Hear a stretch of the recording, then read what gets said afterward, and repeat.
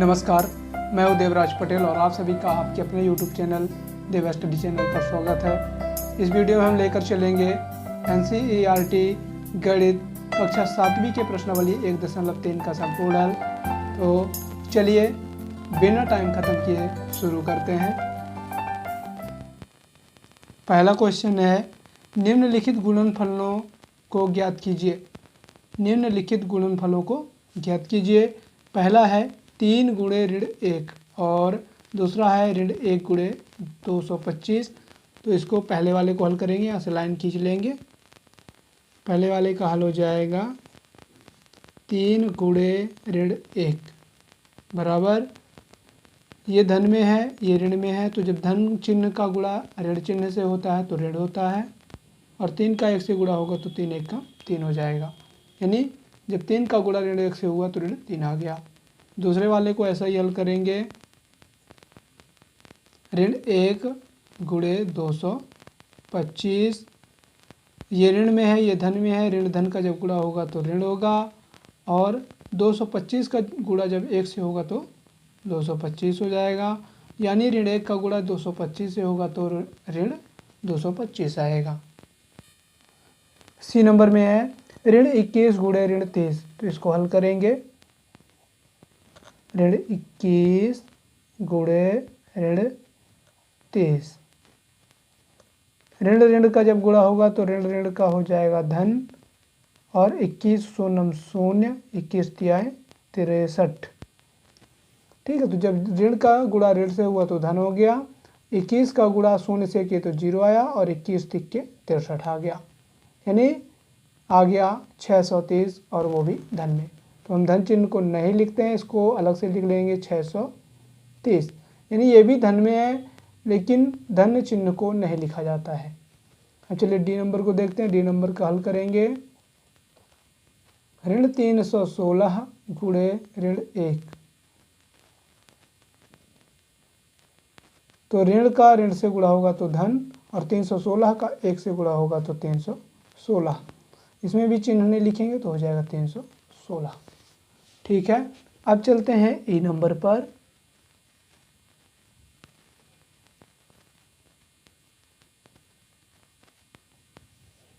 ई number पर आ गए हैं। ई नंबर को भी ऐसा ही हल करेंगे।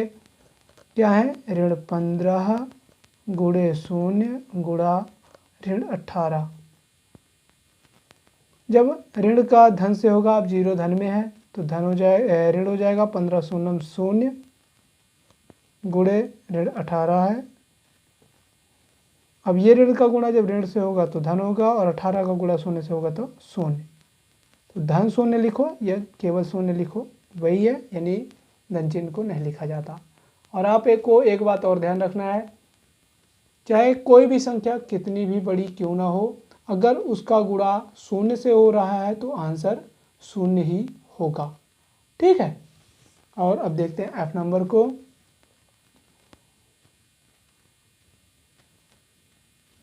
ऋण 12 गुणे ऋण 11 गुणे ऋण 10।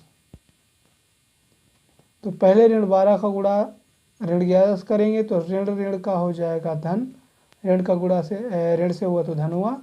12 1 कम 12 की 2 हासिल 1, और 12 1 कम 12 1 13।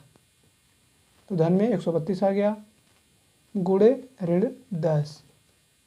इसको उतार लेंगे।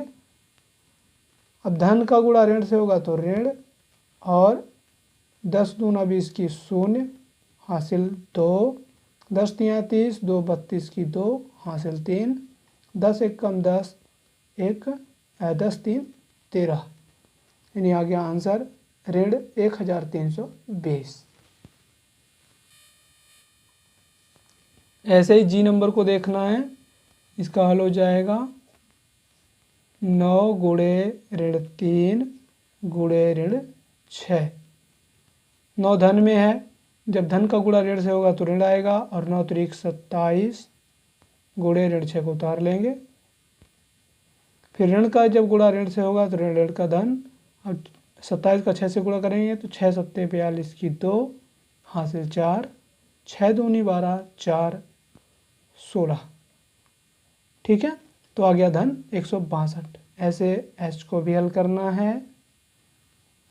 ऋण 18 गुणे ऋण 5 गुणे ऋण 4। तो ऋण 18 का गुणा ऋण 5 से करेंगे तो ऋण का हो जाएगा धन 18 पंचे 90 और ये ऋण 4 उतर जाएगा। अब धन का गुणा ऋण से होगा तो ऋण, और 4 का 90 से होगा या 90 का 4 से करेंगे तो 4 शून्य 0 और 4 नहीं हो 36, यानी आ गया ऋण 360।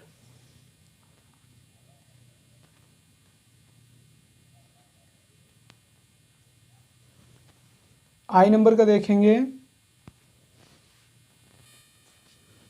ऋण 1 गुणा ऋण 2 गुणा ऋण 3 गुणा 4। इसको भी ऐसे क्रमशः हल करते जाएंगे। ऋण 1 गुणा ऋण 2 गुणा ऋण 3 गुणा 4। पहले ऋण 1 का गुणा ऋण 2 से कर लेंगे, ठीक है। तो ऋण का ऋण से होगा तो धन, और 1 दूना 2 गुणे ऋण 3 है और गुणे 4 ये उतर जाएगा। अब धन 2 का ऋण 3 से, तो 2 का धन का ऋण से होगा तो ऋण 2 3 6, ऋण 6 आ गया गुणा 4। अब ऋण का गुणा धन से, तो ऋण धन का ऋण 6 चौको 24, यानी इसका आंसर हो गया ऋण 24। ऐसे ही जे को भी हल करना है। ऋण 3 गुणा ऋण 6 गुणा ऋण 2 गुणा ऋण 1।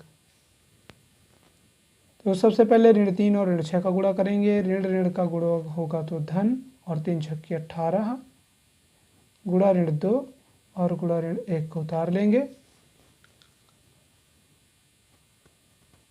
अब धन ऋण का ऋण होगा और 18 दूना 36 गुणा ऋण 1 उतरेगा। अब यहाँ ऋण और ऋण का गुणा होगा, ठीक है। ऋण और ऋण का, तो ऋण का धन और 36 1 का 36, यानी धन 36 आ गया। तो हम इसको, इसमें धन नहीं लिखेंगे तो इसमें हो जाएगा 36, ठीक है। ये पहला नंबर आपका कंप्लीट हो गया है। अब मिलिए दूसरे नंबर पर, और दूसरा नंबर है निम्नलिखित को सत्यापित कीजिए। यानी यहाँ दिया हुआ है दायां पक्ष भी है, वो बायां पक्ष भी है और दायां पक्ष भी है। इन दोनों को हल करेंगे और फिर देखेंगे कि बराबर आ रहा है कि नहीं, ठीक है। इसको हल करेंगे। दोनों पक्ष को साथ में भी लेकर चल सकते हैं, और अगर दोनों पक्ष को साथ में लेकर नहीं चलना है तो अलग अलग भी कर सकते हैं। तो यहाँ पहले बाएं पक्ष को ले रहे हैं। बायां पक्ष क्या है, 18 गुणे 7 धन ऋण 3,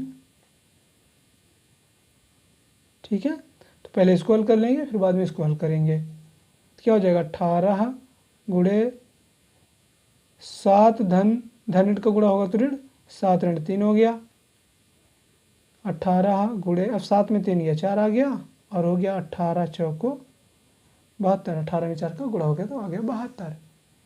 अब हम लेकर चलेंगे दाएं पक्ष को, ठीक है।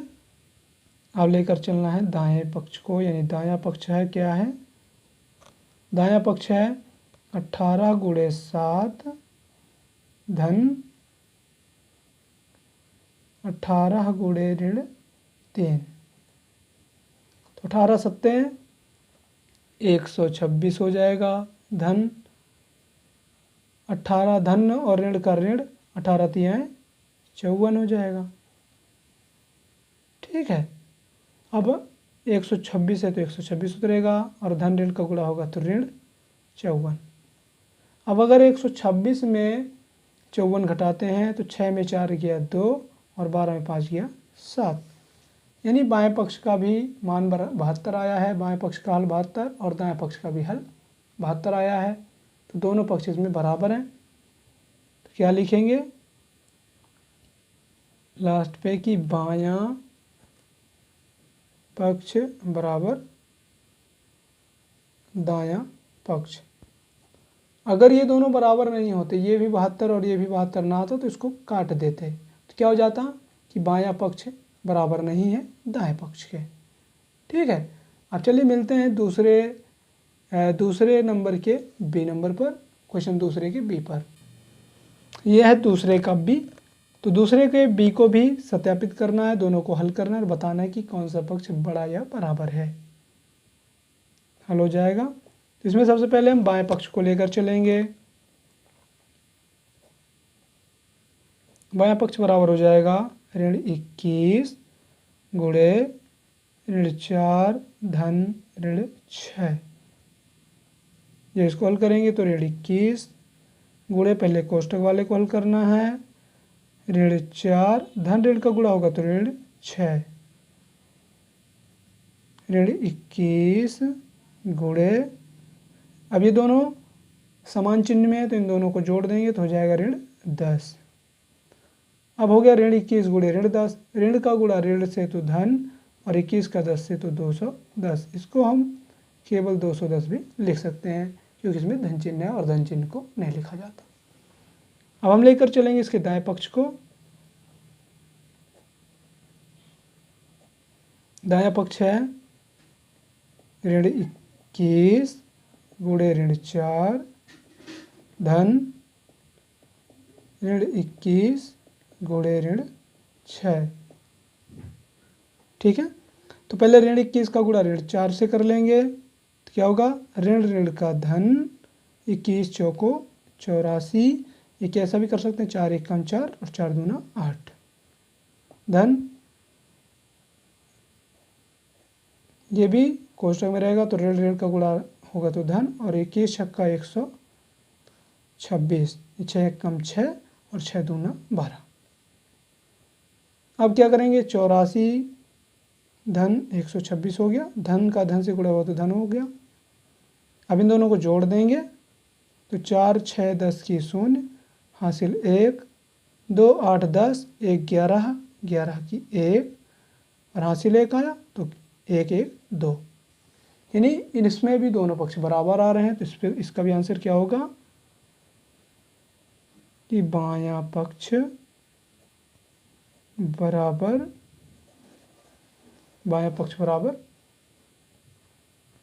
दायां पक्ष, यानी कि बायां पक्ष दाएं पक्ष के बराबर है।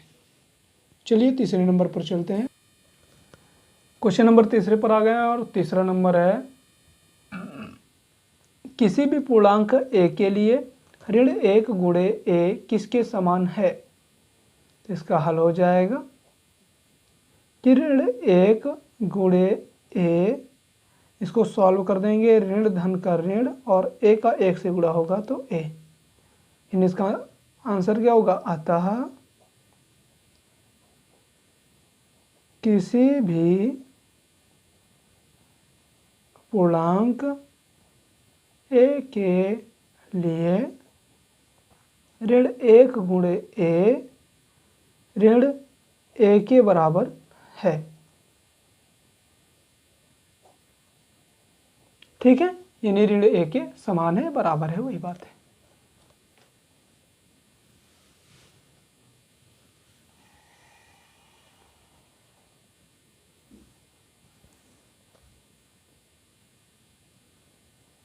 अब आ गए क्वेश्चन तीसरे नंबर के दूसरे नंबर पर, और तीसरे का दूसरा है, वह पूर्णांक ज्ञात कीजिए जिसका ऋण 1 के साथ गुणनफल है। तो इन सब का ऋण 1 के साथ गुणा कर देंगे।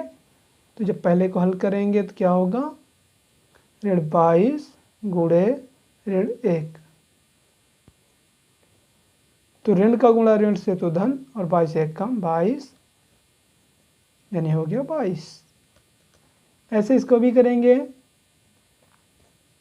तो 37 का गुणा ऋण 1 से कर देंगे तो ऋण धन का ऋण और 37 1 कम 37। ऐसे इसको भी हल करना है, 0 का गुणा ऋण 1 से होगा तो धन ऋण का ऋण 0 1 कम 0, यानी ऋण से चाहे 0 चाहे धन में हो या ऋण में हो, उसका वैल्यू 0 के बराबर ही होता है, इसको लिखेंगे 0। ठीक है, चौथा नंबर है ऋण 1 गुणे 5 से आरंभ करके विभिन्न गुणनफलों द्वारा कोई पैटर्न दर्शाते हुए ऋण 1 गुणे ऋण 1 बराबर 1 को निरूपित कीजिए। यानी हमें यहाँ से शुरू करना है और यहाँ पे ख़त्म करना है, यही पैटर्न बनाना है। इसका हल हो जाएगा ऋण 1 गुणे 5। जब इस ऋण 1 का गुणा 5 से होगा तो आ जाएगा ऋण 5। अब ऋण 1 की ओर जाना है, यानी 5 से ऋण 1 की ओर, यानी ये बहुत कम है 5 से ऋण 1, तो इसको घटते क्रम में लिखेंगे। तो ऋण 1 का गुणा हो जाएगा 4 से, तो क्या होगा ऋण 4। और ऋण 4 को हम ऐसा भी लिख सकते हैं कि ऋण 5 में ऋण 1 को घटा देंगे। ठीक है, तो क्या हो जाएगा ऋण 5 धन 1 हो जाएगा, और जब 1 में 5 जाएगा तो ऋण 4 बचेगा, जैसे यहाँ के ऋण 4 आ रहा है। ठीक है, फिर क्या होगा ऋण 1 का गुणा 3 से होगा, तो क्या हो जाएगा ऋण 3।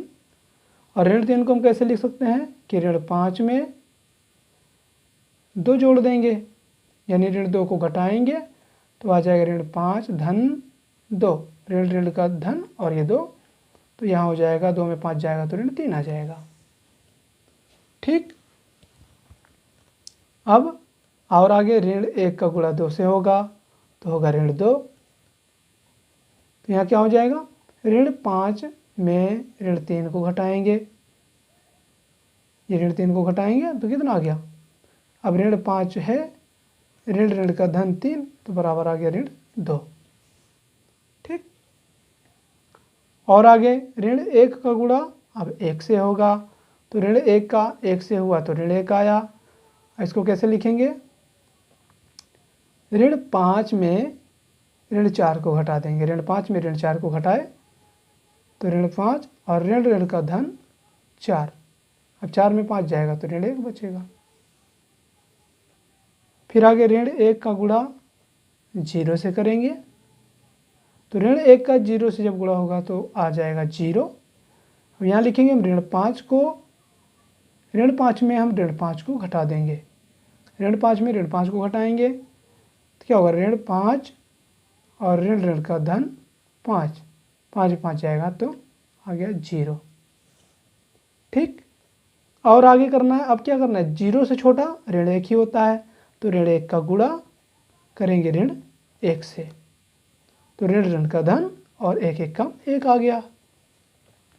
अब हम ऋण 5 में ऋण 6 को घटाएंगे, ऋण 5 में ऋण 6 को घटाना है, तो ऋण 5 और ऋण ऋण का हो जाएगा धन, यह है 6। अब 6 में 5 घट जाएगा तो आ जाएगा धन में 1।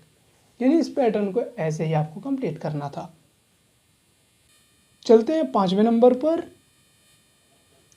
प्रश्न 5 है, उचित गुणों का उपयोग करते हुए गुणनफल ज्ञात कीजिए।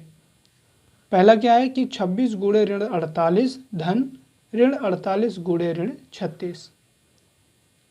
तो इसमें सबसे पहले गुणा होगा, और गुणा करने के बाद जितना इसका हल आएगा और जितना इसका, फिर उन दोनों को जोड़ देंगे। तो चलिए इसको हल करते हैं। 26 गुणे ऋण 48 धन ऋण 48 गुणे ऋण 36।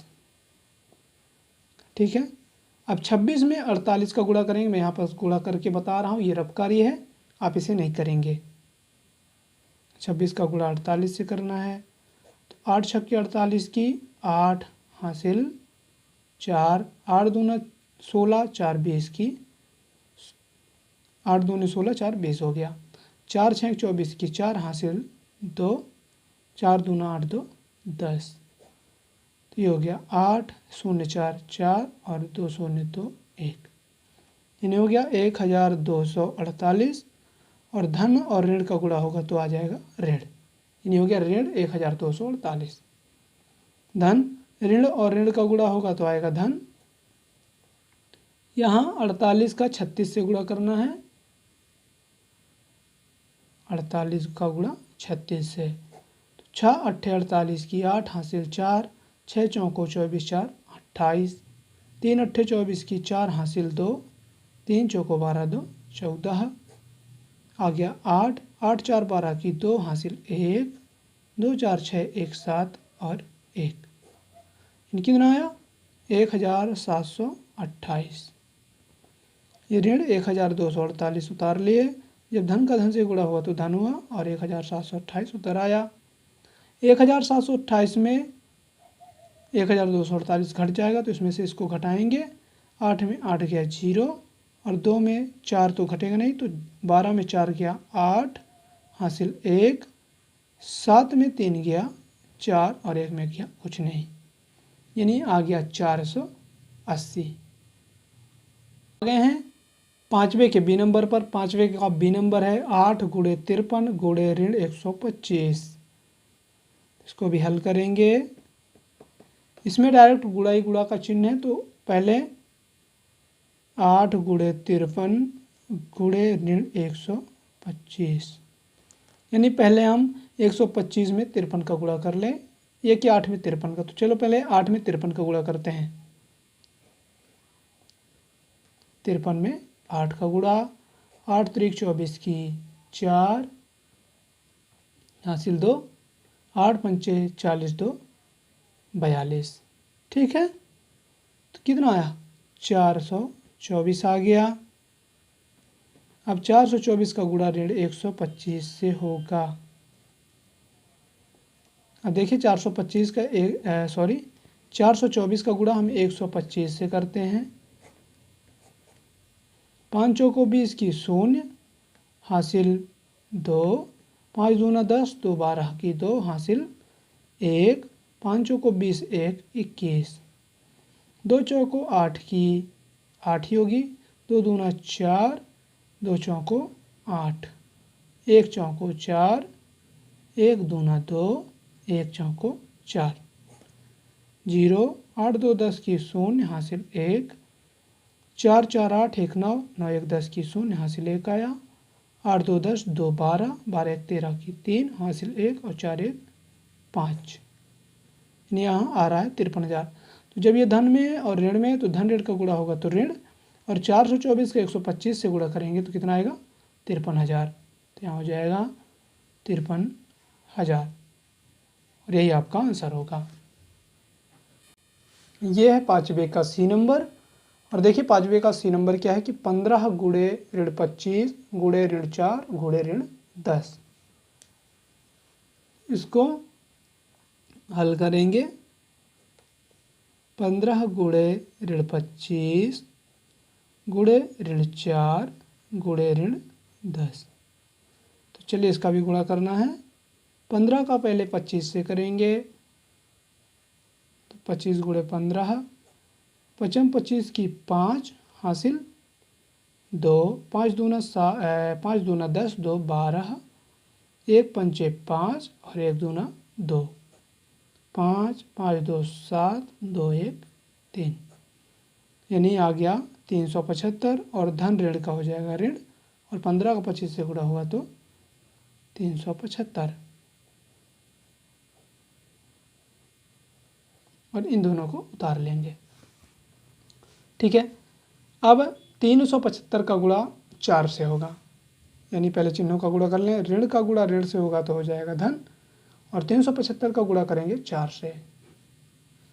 ठीक है, तो 4 पंचे 20 की 0 हासिल 2, 4 सत्ते 28 2 30 की 0 हासिल 3, 4 3 12 3 15। ठीक है, तो आ गया 1500। अब इसका गुणा होगा ऋण 10 से। ठीक है, तो धन ऋण का गुणा होगा तो ऋण, धन ऋण का गुणा हो गया तो ऋण आया। अब 1500 का गुणा करेंगे 10 से, तो 10 शून्यम 0, 10 शून्यम 0, 10 पन्ना 50 की 0 हासिल 5, 10 एक कम 10 5 15, यानी आ गया इसका आंसर 15,000, और वो भी ऋण में। तो आपको जब इसको हल करोगे तो कितना आएगा ऋण 15,000। ठीक है, अब चलते हैं डी नंबर पर।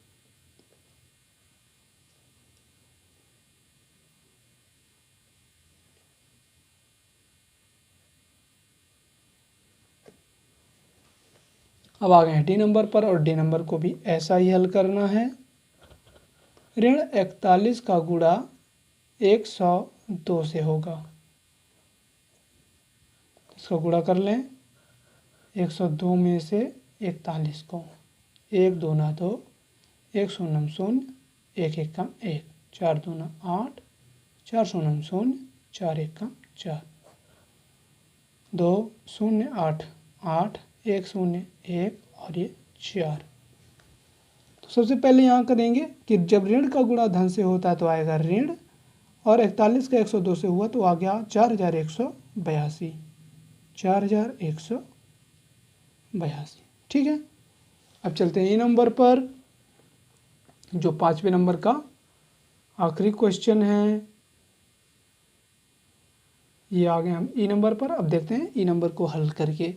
जो ई नंबर है 5वें का ई और 5वें का जो पहला था ये दोनों सेम हैं। ठीक है, तो 5वें के ई नंबर पर देखेंगे, इसको भी हल करना है। 625 गुणे ऋण 35 धन ऋण 625 गुणे 65। इसको भी हल करेंगे, इसको भी गुणा यहीं करना है। तो जब ये धन में है, ये ऋण में है, धन ऋण का गुणा होगा तो ऋण आएगा, और 625 का गुणा करेंगे 35 से।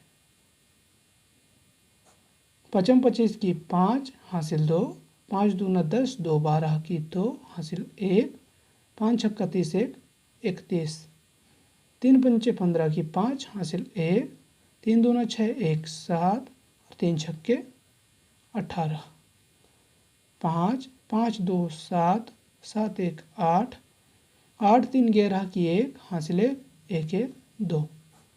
ये आ गया ऋण 21,875। ये धन है, और ऋण, अब इसमें क्या होगा, इसको भी गुणा कर लें या कि इसको उतार लें।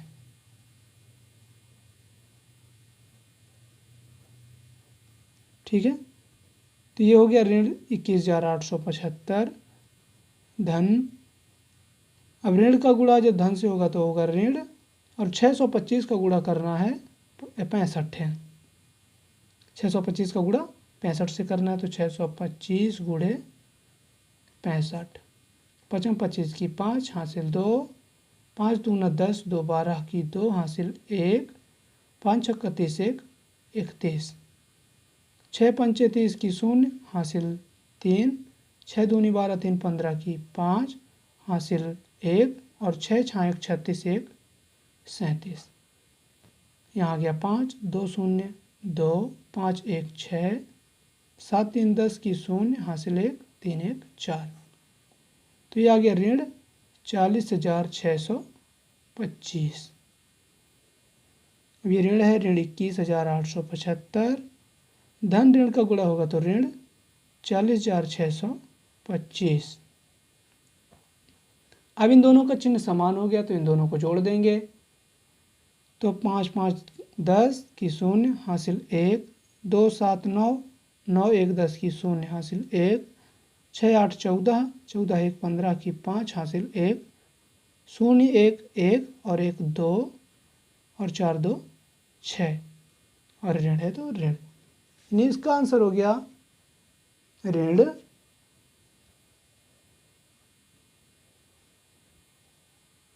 62,500। ठीक है, 5वें में ई के आगे भी है। अब पहुंच चुके हैं 5वें के एफ नंबर पे, तो इसको भी हल करना है।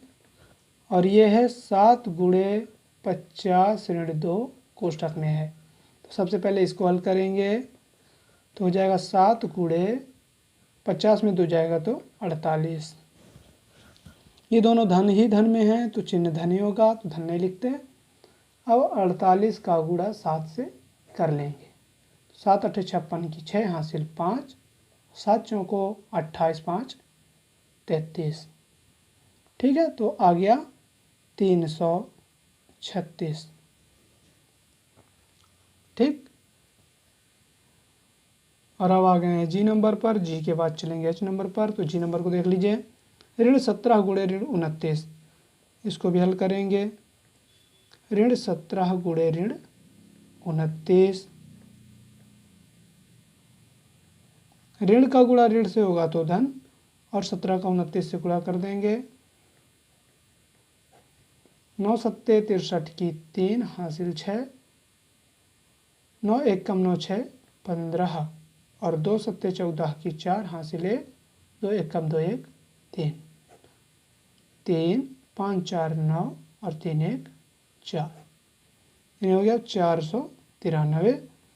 और धन चिन्ह नहीं लिखा जाता तो लिखेंगे 493। ये जो मैं साइड पे गुणा करता हूँ आपको इसको नहीं लिखना, ये मैंने रफ कार्य किया है। अब आ गए हैं एच नंबर पर, एच नंबर को भी देखते हैं।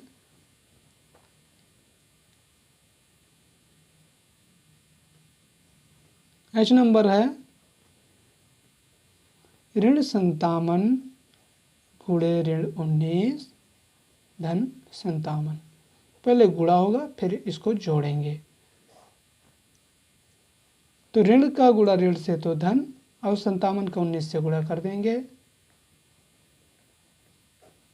9 सत्ते 63 की 3 हासिल 6, 9 पना 45 6 51, और 1 सत्ते 7 1 पंचे 5, 3 7 1 8 5 5 10, यानी ये हो गया 1083, और ये है 57। अब ये भी धन में ये भी धन में, तो इन दोनों को जोड़ेंगे। तो 7 3 10 की 0 हासिल 1, 8 5 13, 1 14 की 4 हासिल 1, 0 में 1 जुड़ेगा और ये 1, यानी हो गया 1140। और धन चिन्ह है तो धन चिन्ह नहीं लिखते। ठीक है, इस प्रकार क्वेश्चन जो 5 था वो कंप्लीट हो गया है। अब देखते हैं 6 नंबर को। अब आ गए हैं प्रश्न नंबर 6 पर। किसी हिमकरण या ठंडा होने की प्रक्रिया में कमरे के तापमान को 40 डिग्री सेल्सियस से 5 डिग्री सेल्सियस प्रति घंटे की दर से कम करने की आवश्यकता है। इस प्रक्रिया के शुरू होने के 10 घंटे बाद कमरे का तापमान क्या होगा? इसका हल हो जाएगा।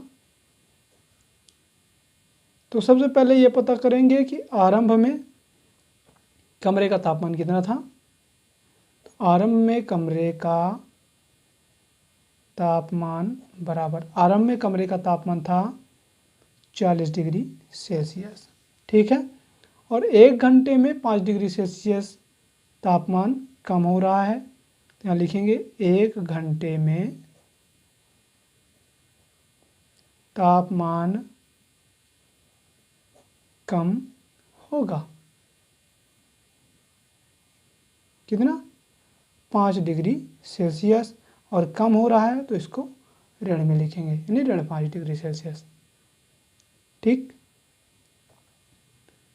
यह कि डिग्री सेल्सियस ऐसे लिख सकते हैं, धन में लिखेंगे। अब हो जाएगा कि 10 घंटे बाद तापमान कम होगा, या कि 10 घंटे में होगा, 10 घंटे में तापमान कम होगा। तो क्या हो जाएगा? 10 का गुणा हो जाएगा 5 डिग्री सेल्सियस से, तो 10 घंटे में 10 × 50 डिग्री सेल्सियस तापमान कम होगा। ठीक है, अब ये बोल रहा है कि इस प्रक्रिया के शुरू होने के 10 घंटे के बाद, तो 10 घंटे बाद 50 डिग्री सेल्सियस कम हो जाएगा। तो यहाँ लिखेंगे कि 10 घंटे के बाद कमरे का तापमान आरंभ में 40 डिग्री सेल्सियस था, 10 घंटे में 50 डिग्री सेल्सियस तापमान कम हो गया है। तो 40 डिग्री सेल्सियस में से 50 डिग्री सेल्सियस को घटा देंगे। तो 40 में से 50 घटेगा नहीं, तो 50 में 40 को घटाएंगे तो आएगा 10 डिग्री सेल्सियस, और ये हो जाएगा ऋण। ठीक है, तो यहाँ क्या लिखेंगे कि अतः 10 घंटे बाद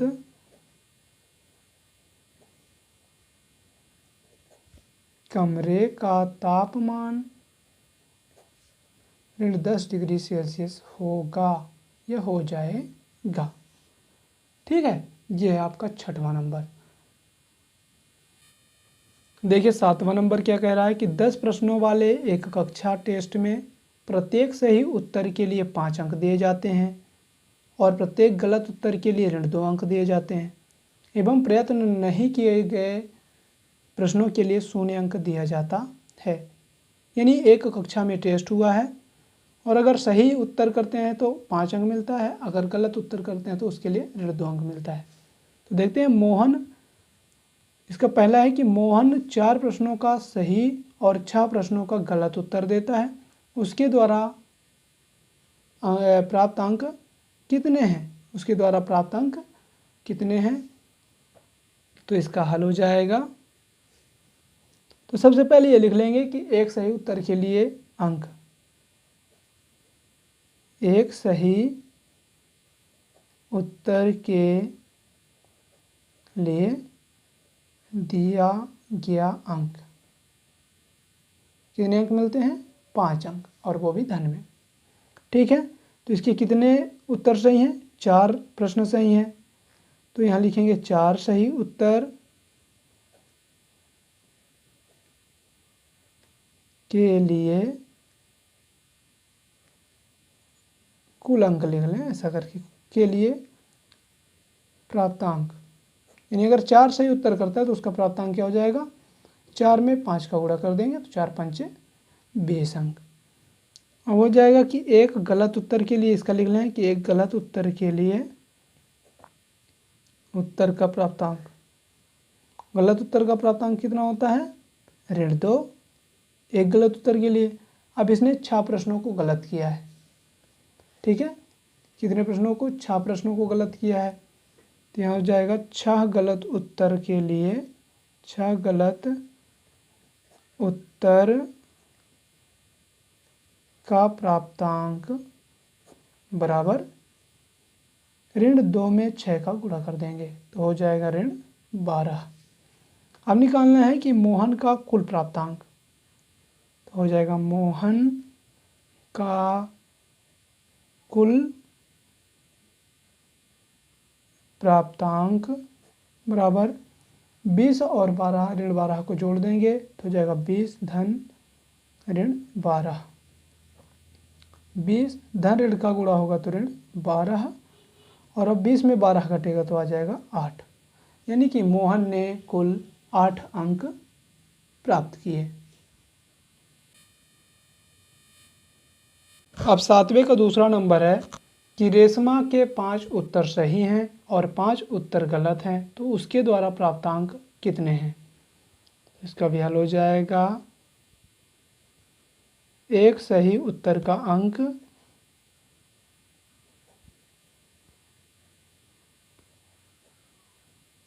पाँच अंक मिलता है। 5 सही उत्तर हैं तो 5 सही उत्तर का अंक कितना होगा? 5 का गुणा 5 से हो जाएगा तो हो जाएगा 5 25।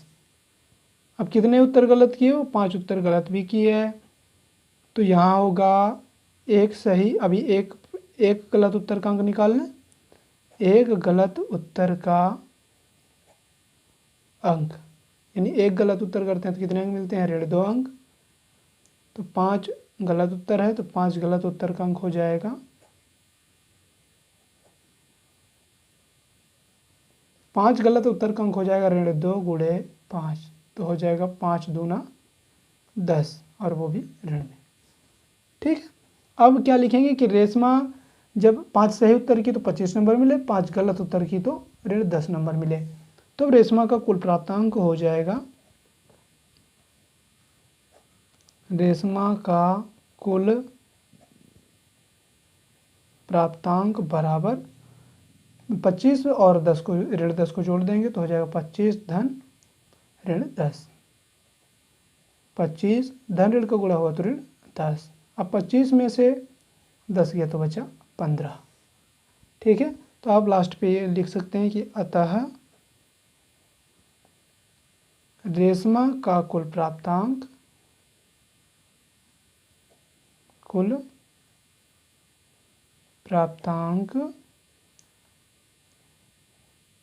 15 है। ठीक, अब चलते हैं वही 7वें के तीसरे नंबर पर।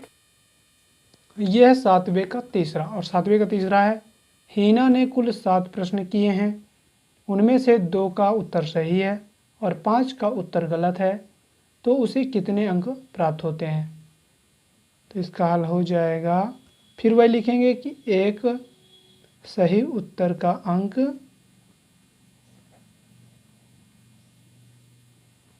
बराबर 5। तो उसने 2 का उत्तर सही किया है, तो हो जाएगा 2 सही उत्तर का अंक,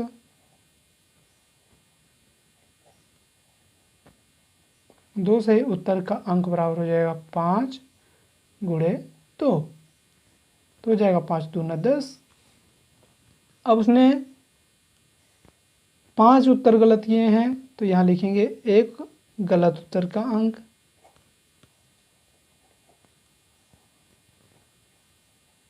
एक गलत उत्तर का अंक कितना है, ऋण 2 है। तो 5 गलत उत्तर का अंक निकालना है, 5 गलत उत्तर का अंक क्या हो जाएगा, 5 गलत उत्तर का अंक ऋण 2 में 5 का गुणा कर देंगे, तो 5 दूना 10 और ऋण है तो ऋण। ठीक है, यानी उसको सही उत्तर का भी 10 अंक मिला और गलत उत्तर का ऋण 10 अंक मिला। तो हीना का कुल प्राप्तांक हो जाएगा, हीना का कुल प्राप्तांक बराबर 10 और ऋण 10 को जोड़ देंगे, 10 धन का ऋण से गुणा हुआ तो ऋण 10, और 10 में 10 किया तो आ गया 0, यानी हीना का कुल प्राप्तांक है 0। अगर इसको आप लिखना चाहते हैं तो ऐसे करके लिख सकते हैं, अतः हीना को कुल 0 अंक मिले। ठीक है, अब चलिए हम मिलेंगे 8वें नंबर पर, देखते हैं क्वेश्चन नंबर 8। अब हम पहुंच चुके हैं क्वेश्चन नंबर 8वें पर, और क्वेश्चन नंबर 8वां है, एक सीमेंट कंपनी को सफ़ेद सीमेंट बेचने पर 8 रुपये प्रति बोरी की दर से लाभ होता है और स्लेटी रंग की सीमेंट बेचने पर 5 रुपये प्रति बोरी की दर से हानि होती है। ठीक है, तो पहला क्वेश्चन क्या है कि किसी महीने वह कंपनी 3000 बोरियां सफ़ेद सीमेंट की और 5000 बोरियां स्लेटी सीमेंट की बेचती हैं, तो उसका लाभ अथवा हानि क्या है। तो हल करेंगे इससे, यहाँ पहले ये निकाल लेंगे कि एक बोरी सफ़ेद सीमेंट बेचने पर लाभ, सफ़ेद सीमेंट बेचने पर लाभ, तो सफ़ेद सीमेंट बेचते हैं तो कितना लाभ होता है, 8 रुपये प्रति बोरी लाभ हो रहा है। ठीक है, तो 30,000 बोरियां 3,000 बोरियां सफ़ेद सीमेंट की जब बेचेंगे तो कितनी लाभ होगी, तो निकालेंगे 3,000 बोरियां सफ़ेद सीमेंट बेचने पर लाभ होगा, सफ़ेद सीमेंट बेचने पर लाभ कितना लाभ होगा, इसका गुणा कर देंगे 3,000 का 8 से। ठीक है, 3,000 का 8 से गुणा करेंगे तो 8 शून्य 0, 8 शून्य 0, 8 शून्य 0 और 8 त्रिक 24, यानी 24,000 रुपये। ठीक है, तो 24,000 रुपये इसमें लाभ हुआ है। और एक बोरी स्लेटी सीमेंट बेचने पर, स्लेटी सीमेंट बेचने पर हानि, जब एक बोरी स्लेटी सीमेंट बिकता है तो उसमें 5 रुपये का नुकसान होता है, 5 रुपये घाटे पे जाता है। ठीक है, तो यहाँ आ जाएगा 5 रुपये। यहाँ 5,000 बोरियां बेची गई हैं, तो यहाँ लिखेंगे कि 5,000 बोरियां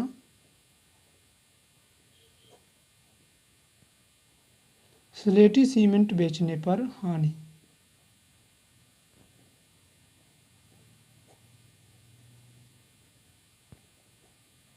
तो कितना हो जाएगा, 5 का गुणा हो जाएगा 5000 से।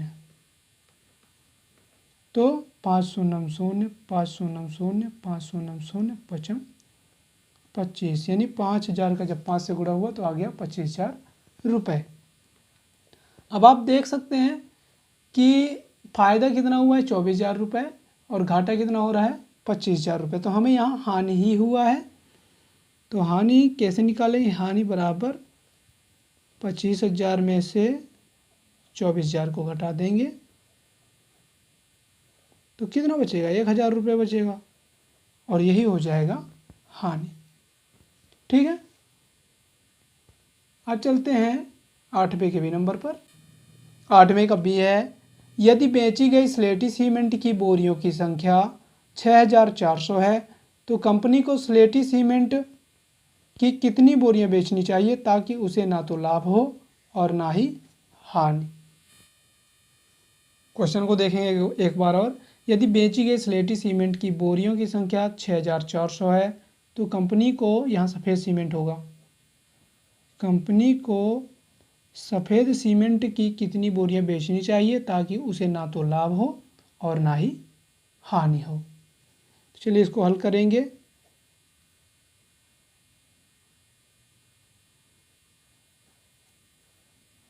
एक बोरी स्लेटी सीमेंट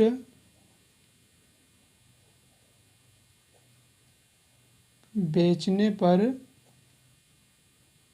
हानि 8 रुपये की हानि होती है अगर एक बोरी स्लेटी सीमेंट बिकता है तो 6,400 बोरियां स्लेटी सीमेंट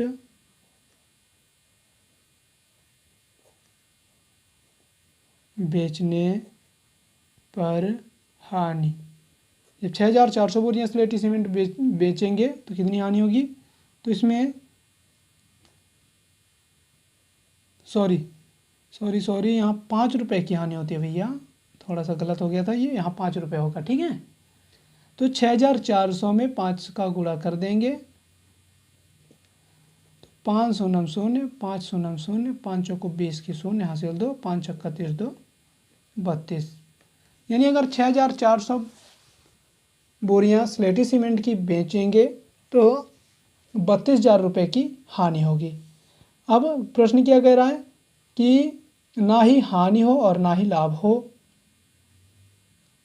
ठीक है, तो ना ही हानि और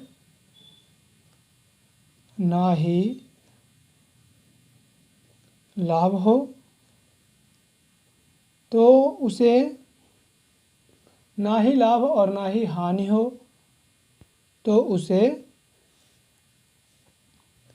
32,000 रुपये का सफ़ेद सीमेंट बेचना होगा। 32,000 रुपये का सफ़ेद सीमेंट बेचेगा।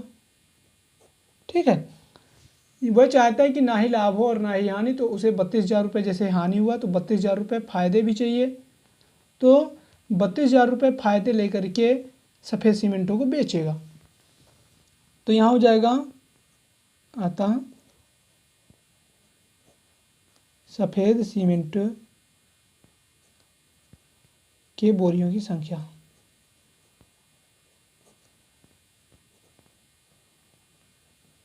बराबर, देखिए 32,000 रुपये हमको कमाना है, तो 32,000 रुपये में अगर एक बोरी में 8 रुपये मिलता है तो 32,000 में 8 का भाग कर देंगे तो 8 चौको 32 कटेगा, 8 शून्य 0, 8 शून्य 0, 8 शून्य 0, यानी आपको 4,000 बोरियां सफ़ेद सीमेंट बेचनी पड़ेगी।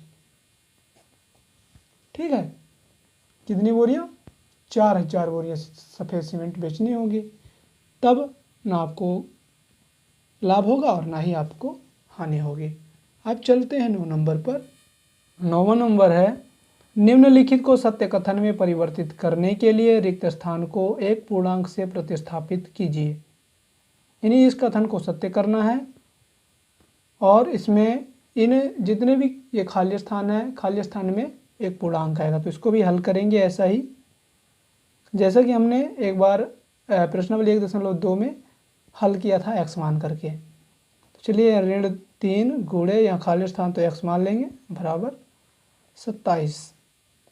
ऋण 3, अब ऋण 3 इधर गुणे में है, जब पक्षांतर करेंगे दाएं पक्ष में तो क्या होगा, x बराबर, ये गुणा में है तो गुणा का उल्टा हो जाता है भाग, यानी भाग में आ जाएगा ऋण 3 और ये कट जाएगा 3 9 27, तो x का वैल्यू हो गया ऋण 9। ये ऋण है और ये 9, तो ऋण 9। ठीक।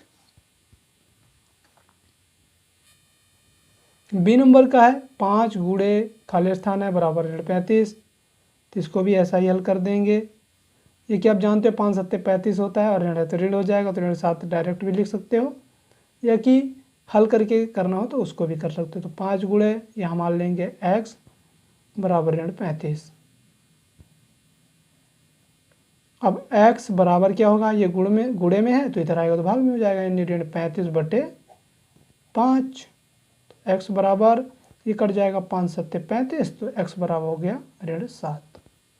ठीक। और सी नंबर को देखेंगे, सी नंबर का हल करेंगे, यहाँ लेंगे x गुणे ऋण 8 बराबर ऋण 56। तो x बराबर क्या होगा, ऋण 56 ऋण 8 हो जाएगा, 8 7 56 और ऋण से ऋण कट गया, तो x बराबर आ गया 7। अब चलते हैं डी नंबर पर। अब आ गए हैं हम 9वें के डी नंबर पर और प्रश्नावली 1.3 का यह आखिरी क्वेश्चन है। चलिए इसको भी हल करके देख ही ले रहे हैं।